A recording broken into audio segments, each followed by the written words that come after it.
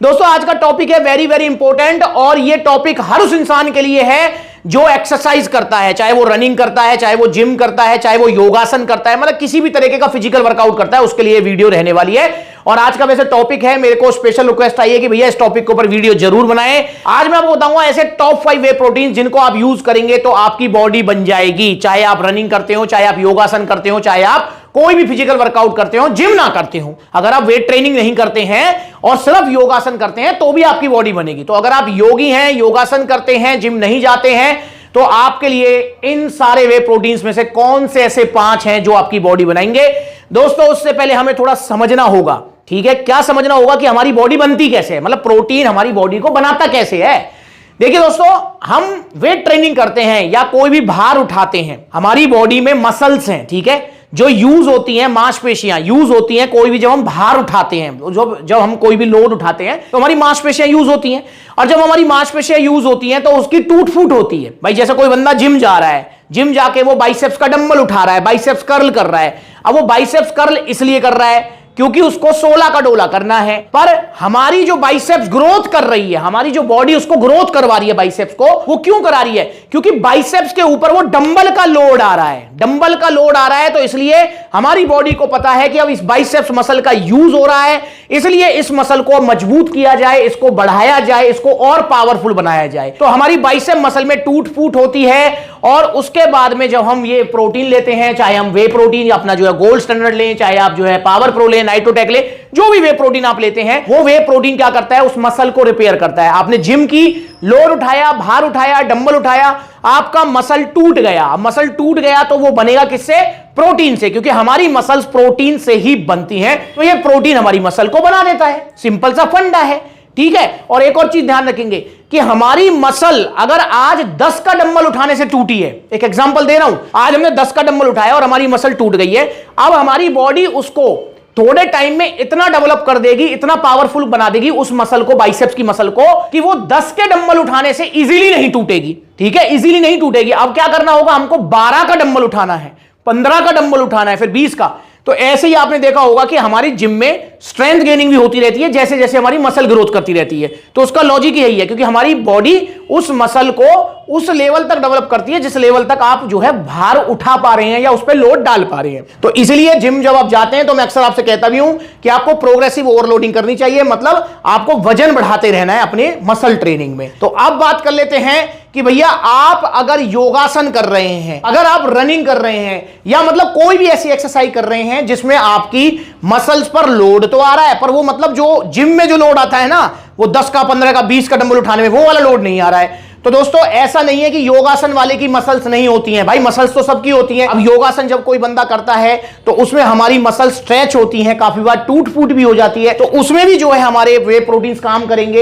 योगासन वाला भी वे प्रोटीन ले सकता है, क्योंकि प्रोटीन हमारी बॉडी की बेसिक नीड है। जैसे हमारी बॉडी को फैट चाहिए, कार्बोहाइड्रेट चाहिए एनर्जी के लिए, ऐसे ही हमारी बॉडी को मसल्स की टूट फूट के लिए वे प्रोटीन चाहिए। और मैं इस बात को बिल्कुल एग्री करता हूं कि योगासन जो लोग करते हैं या रनिंग जो लोग करते हैं, तो उनकी मसल्स भी टाइम टू टाइम टूट फूट उनकी मसल्स में भी चलती रहती है, तो वो भी वे प्रोटीन ले सकते हैं, उनकी भी मसल रिपेयर हो जाएगी। और वो कौन से वे प्रोटीन ले सकते हैं? भाई कोई से भी ले सकते हो जो आपका मन करे।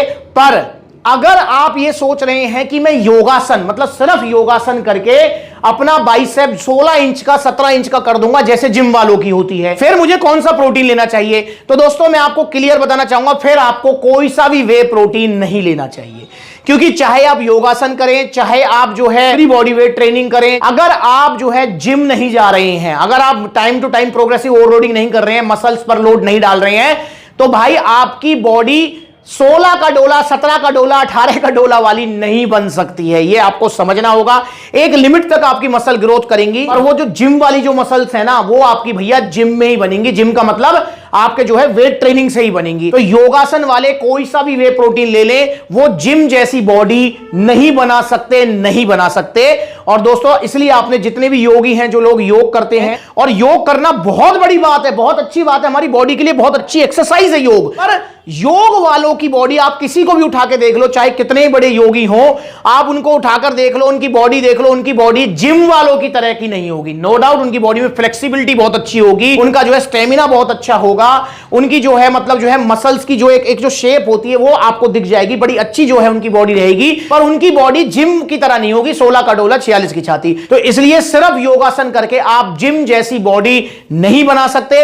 और मतलब सिर्फ योगासन की बात नहीं है, रनिंग करके भी, पुशअप्स करके भी, पुलअप्स करके भी आप जिम वाली बॉडी नहीं बना सकते। और जिम वाली बॉडी का मेरा मतलब है कि भाई मसल्स दिख रही हैं आपकी, ये 16 का डोला और 46 की छाती और ये आपकी जो है 27-28 इंच की जो है जांघें आपकी, समझ रहे हो? तो इस टाइप की बॉडी जो है वो जिम में जाकर ही बनेगी और वे प्रोटीन आपका तभी काम करेंगे, ठीक है ना? क्योंकि मसल्स की टूट फूट होना बहुत जरूरी है जो कि जिम में होगी और वो मसल्स रिपेयर होंगी वे प्रोटीन से। मैं फिर बोल रहा हूं कि योगासन वाले भी वे प्रोटीन ले सकते हैं। योगासन जो करते हैं उनकी भी मसल की टूट फूट जरूर होती है, पर वो उस लेवल की नहीं होती है जो लेवल की टूट फूट जिम में होती है। तो इसलिए भाई योगासन वाले तो कोई सा भी प्रोटीन ले लें, टॉप 5 या टॉप 10 टॉप 11 जो मन करे वो ले लो आप, पर भैया जिम जैसी बॉडी बनाने के लिए आपको जिम जाना ही पड़ेगा।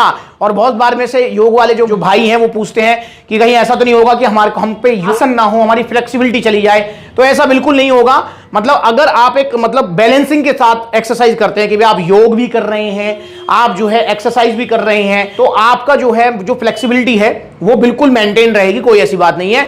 और जब आप जिम जाएंगे तो फिर मैं आपको बताऊंगा कौन सा प्रोटीन लेना चाहिए। वैसे मैं बता देता हूं, अगर मसल साइज गेन करना है आपको, गेनिंग के लिए यहां पर टॉप अगर 5 प्रोटीन्स की बात करूं तो आप नंबर 1 पे ले सकते हैं आरसी प्रो एंटीएम, नंबर 1 साइज गेनिंग प्रोटीन है ये। नंबर 2 पे ले सकते हैं पावर प्रो प्रोटीन, इसका डाइजेशन सबसे अच्छा है और दोस्तों ये सबसे सस्ता भी है, ठीक है? तो पावर प्रो प्रोटीन हो गया।